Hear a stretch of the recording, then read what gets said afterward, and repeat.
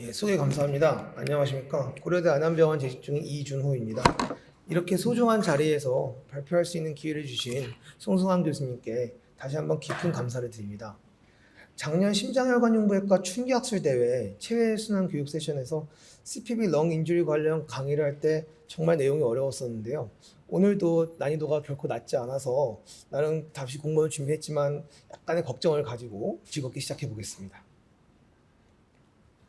그 주제는 다음과 같습니다. 일단 안티코아굴레이션과 헤몰라이시스 사이에 트랜스퓨전이 그 엘소 레드북뿐만 아니라 역시 마찬가지로 엘소에서 출판한 에크모 스페셜리스트 트레이닝 매뉴얼에도 들어가 있으나 이따가 저쪽 이동해서 그 저희 병원 소속의 정재승 교수님께서 옵티멀 트랜스퓨전을 아예 강의가 있으시더라고요. 그래서 저는 중복되지 않게 상기 두 가지 원래 주제 주셨던 안티코아굴레이션과 헤몰라이시스 매니지먼트에 대해서만 강의를 진행하고자 합니다. 먼저 항고제로는 언프랙셔네이티드 헤파린, 비발리루딘, 아가트로반 이렇게 있고 저에게 가장 익숙하고 가장 자주 쓰는 소위 컨티뉴어스 헤파린 CIB가 비분절 헤파린입니다. 팩터 10의 트롬빈 작용을 억제하고 간에서 대사, 신장을 통해 배설되는 메타볼리즘을 가지고 있으며 혈정 반감기는 30분에서 60분입니다.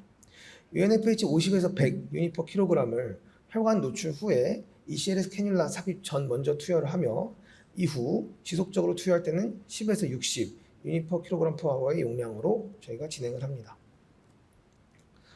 코아굴레이션 캐스케이드에서 비분절 헤파린이 이니비션하는 팩터 10A 및 2A를 한 번 더 표시한 그림입니다. 헤파린으로 인한 혈수판 감소증은 일반적으로 헤파린 시작 후에 한 5일에서 14일 정도 경과 후 혈수판 수가 50% 이상 감소하는 것을 저희가 의심을 할 수 있고요. 안티피엘티 팩터 4 헤파린 안티바디 양성으로 확진하며 그 전에라도 의심되면 헤파린을 아가트로반으로 체인지할 수 있습니다. 다이렉트로스론빈을 억제하는 약제로는 비발리루딘과 우리에게 익숙한 아가트로반이 있습니다. 비발리루딘은 반감기가 약 25분이며 신장에서 약 20%만 제거가 되고 대부분의 경우 단백질 가수분해 효소로 제거되는데요. 다만 아직 우리나라에는 들어오지 않은 약제입니다. 아가트로반은 앞전 슬라이드에서 언급했다시피 HIT 의심이나 진단이 되는 환자에서 적용될 수 있습니다. 간 대사를 거치며 반감기는 약 45분입니다. UNFH가 DTI로 교체가 되면 볼루스 투여는 필요치 않고 오히려 초기 용량을 원래 범위보다 낮게 시작해야 한다는 점이 중요합니다. 그 목표 APTT 수치에 도달하여 유지될 때까지 점차적으로 용량을 계속 증가시키는 방법을 해야 되고요. DTI는 ECLS 안티코아굴레이션에 대한 UNFH의 실용적인 대안으로 추가 연구가 앞으로도 필요한 실정이라고 생각합니다. 지금까지 언급한 복잡한 내용을 뒤로 하고 물론 각 센터마다 헤파린 적용 용량 및 용법에 대해 약간의 미묘한 차이는 있을 수 있겠으나 대략적으로 아마 이와 비슷하지 않을까 생각을 합니다. 아마 이 내용은 여기 계신 선생님들이 어느 정도 알고 계실 거라 생각해서 넘어가겠습니다. ACT는 오랫동안 카디오풀모너리 바이패스와 익스트라코퍼럴 라이프 서포트 모두에 대한 항응고 요법의 표준 측정치였습니다. 전열의 응고를 측정하는 것이며 ACT의 가장 큰 장점은 병상 베드사이드에서 실시할 수 있고 적은 양의 혈액으로 검사할 수 있으며 몇 분 내에 결과를 얻을 수 있다는 점입니다. ACT는 ECLS 센터에서 가장 일반적으로 현재 수행되고 있는 검사 방법인데요. 더 잘 아시겠지만 ACT가 늘어난 경우에는 예를 들면 과도한 항응고요법, 혈수판 감소증, 응고병증 또는 이러한 요인의 조합이 원인이 될 수 있습니다. 좌측의 표는 다음 슬라이드에 나올 랩들을 포함하여 실험실 검사의 권장 일정이 정리된 테이블에서 한번 참고하시면 도움이 될 것 같습니다. APTT는 코아굴레이션 캐스케이드의 인트린식 and 파이널 커먼 패스웨이 모두를 평가합니다. 또한 다이렉트 스롬빈 이니비터, 우리나라에서 아가트로반이죠,를 사용하는 환자에서 필수적인 검사입니다. 다만 소아는 성장 과정의 응고의 차이가 있어서 APTT가 성인에 비해서 신생아와 소아 환자에서는 안정적으로 작동하지 않으며 예전 연구들에 따르면 그 신생아 소아 ECLS 환자의 경우 APTT 값이 항인자 10A 수준과 UNFH 투여량과 양의 상관관계를 보이지 않는다는 보고도 있습니다. 또한 CRP와 팩터 8과 같은 급성식이 반응 물질들의 영향을 받는 치명적인 질환에서도 APTT는 신뢰할 수 없는 경우가 많습니다. 안티팩터 10A 어세이는 ECLS에 대한 UNFH를 적정하기 위한 중요한 검사로 안티스롬빈 레벨에 영향을 받습니다. 가장 신뢰할 만한 검사로 엘소 보고에서는 조사 연구에서 응답자 65%가 외국에서는 활용한다 하였으나 우리나라 실정상 많은 센터에서 활용되지는 못하는 것으로 알고 있습니다. 상용화는 되어 있으나 이것을 세팅하려면 진단검사의학과 논의를 하여야 하나 일정 이상의 검사 건수가 나오지 않으면 그 시약값 때문에 결국 병원이 손해, 즉 진검 수익이 마이너스가 되기 때문에 난색을 표해서 어느 정도 수요가 되지 않으면 이게 한계가 있어서 아직 국내 한두 군데 병원에서 검사는 가능 또는 필요시 진행하는 것으로 제가 알고 있습니다. 이렇게 가장 믿을 만한 검사임에도 불구하고 유리 헤모글로빈 수치와 고빌리루빈 혈증이 상승하면 그 항인자의 10A 분석으로 측정한 UNFH 활성이 낮게 평가될 수 있습니다. 안티스롬빈은 생체 항응고 물질 중 가장 중요하며 비분절 헤파린의 필수 보조인자입니다. AT 농축액은 적은 양으로 더 높은 AT 농도를 제공할 수 있지만 경제적 부담이 크기에 FFP가 저희 실제 임상에서 헤파린 기능 최적화에 도움이 되고 있습니다. 나이에 비해서 낮은 AT 수치, 헤파린 내성, 치료 수준 이하의 항인자 10A를 보이는 경우 AT 보충 요법이 도움이 될 수 있습니다. 혈전 탄성 조용법, 스롬보 엘라스토그라피는 섬유소 응고 형성 시간, 혈소판과 피브리노겐 교차 결합에 의해 결정되는 응고 강도 그리고 호블러드에서 섬유소 용해에 필요한 시간을 측정하는 장치입니다.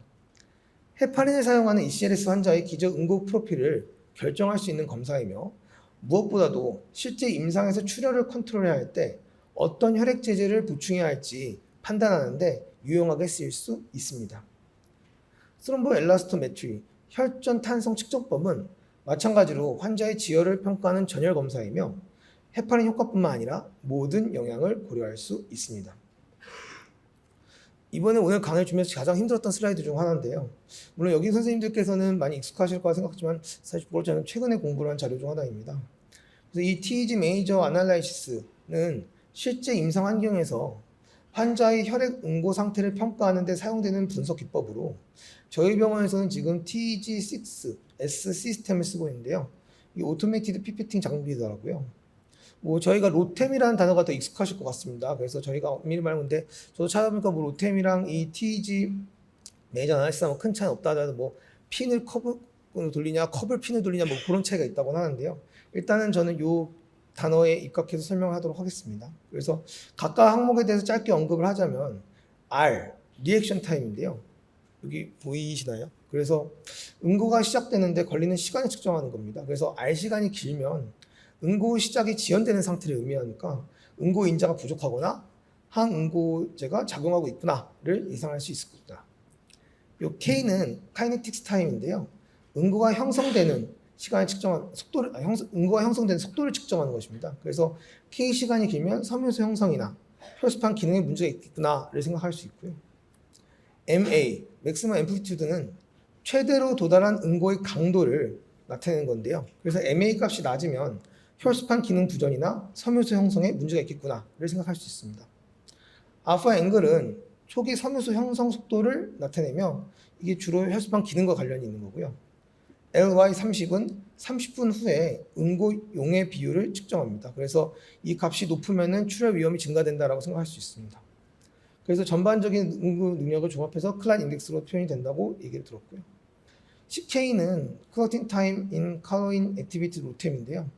응고 시간, 응고 형성 시간, 최대 응고 강도 및 기타 매개변수 측정을 다 하는 겁니다. 그래서 이게 정통적인 저희 응고 검사에서 APTT와 비슷하다고 생각하시면 되겠습니다. CRT는 Clotting Reaction Time인데요. 이게 검사가 시작되는 시점부터 초기 응고가 형성될 때까지 시간이고요. CKH, Clotting Time with 헤파리나세는 헤파리나세가 포함된 CK 검사로 이게 헤파린 치료를 받고 있는 환자들에서 정확한 응고를 평가하는 데 필수적인 검사 중 하나입니다. 마지막으로 CFF는 일반적으로 응고 형성과 섬유소 용해를 평가하는 검사를 의미하는데요. 이는 과다 이게 과다 섬유소 용해나 과다 응고 분해에 의한 출혈 합병증을 모니터하는데 이용합니다. 그래서 이런 것들 다 합쳐서 정리를 하면 각 검사 이런 각 검사는 응고 및 섬유소 용해의 다양한 경로 또는 단계를 분리하고 응고 프로필을 이해하는 데 기여를 해서 이를 통해서 지금 이게 뭐가 부족하겠네, 뭘 치료했구나는 표적 치료 개입이 가능합니다. 그래서 이게 저희 실제 환자분 아까 같은 슬라이드 같은 종이고 오른쪽이 저희가 이쪽 관련된 회사에서 받은 자료인데요. 그래서 이런 걸 토대로 봤을 때 이 환자분은 PLT 디스펑션이 있었구나를 판단했던 기억이 있습니다. 헤파리나제를 사용하는 혈전 탄성 조절법 및 혈전 탄성 측정법 지침은 다음과 같습니다. 아까 언급한 대로 어떤 혈액 제제를 보충해야 할지 결정하는데 큰 도움이 될 수 있을 것입니다. 치료적 항응고제 투여 목표는 클러팅과 블리딩을 줄이고자 하는 데 있습니다. 특히 출혈성 합병증은 ECLS 환자에서 상당한 이환율과 사망률을 보이기에 이러한 환자 예방에는 응고병증과 혈소판 감소증 교정, 항응고 제제의 주의 깊은 조정, 수술적 출혈 원인 교정이 필요합니다. ECLS 적용 환자의 수가 증가하고 질환이 점점 더 복잡해지고 있는 현장에서 보았을 때 더욱 안전한 항응고요법, 향상된 항응고요법 모니터링의 개선이 더욱 필요한 현실입니다. 스탠다드한 검사들을 그림 하나에 정리해보았고 각각 경우에 필요한 조치들이 함께 명시된 좋은 자료가 있어서 인용을 해보았습니다. APTT와 안티테네이 디스크리펀시가 있을 경우는 조금 복잡한 게 여기 써 있습니다. 예를 들어서 타겟보다 낮으면 헤파린을 올리고 타겟보다 높으면 헤파린 줄이고 하면 되는데 이런 가운데 경우일 땐 이러한 저희가 고민을 해야 되는 것 같더라고요. 그래서 ECLS 환자 안티코아굴레이션 도중에 발생할 수 있는 프로블럼들을 정리한 표가 또 좋은 게 있어서 함께 인용을 하였는데요. 헤파린을 고용량을 써도 타겟에 다다르지 못하면 다른 원인을 찾아보자. HIT가 의심되면 검사를 나가고 헤파린을 DTI, 저희로 따지면 아가트로반으로 스위치를 하자. 스트롬보시스일 때는 멤브레인에 클러팅이 없는지 일단 확인을 하고 ACT 측정을 하고 하이퍼코아굴러브 스테이트 관련 질환을 고민해 보아야 할 것입니다. 출혈일 때는 일단 항응고제를 중단하고 에크모 플로를 높게 유지하면서 코아굴레이션 디스오더 원인 감별 및 교정을 해라 라고 되어 있습니다. 헤몰라이시스는 2021 엘소 가이드라인에서는 플라즈마 프리 헤모글로빈을 50mg per 데시리터로 정의를 하였는데 같은 엘소에서 출판한 엘소 스페셜리스트 트레이닝 매뉴얼 폴스 에디션에서는 100 초과로 정의하고 있어서 그냥 50에서 100 이상이면 의심해야겠구나 라고 생각하시면 될 것 같습니다. 참고로 정상치는 같은 단위로 5 미만입니다. ECLS 환자에서 용혈의 발생은 서킷의 시어 스트레스, 즉 전단 응력이라고 하죠. 로 인해서 적혈구가 파괴되면서 그 안에 있는 헤모글로빈이 혈장으로 유출되는 상황인데요. 플라즈마 프리 헤모글로빈뿐만 아니라 LDH, 합토글로빈, 간접 빌리루빈 수치가 증가하며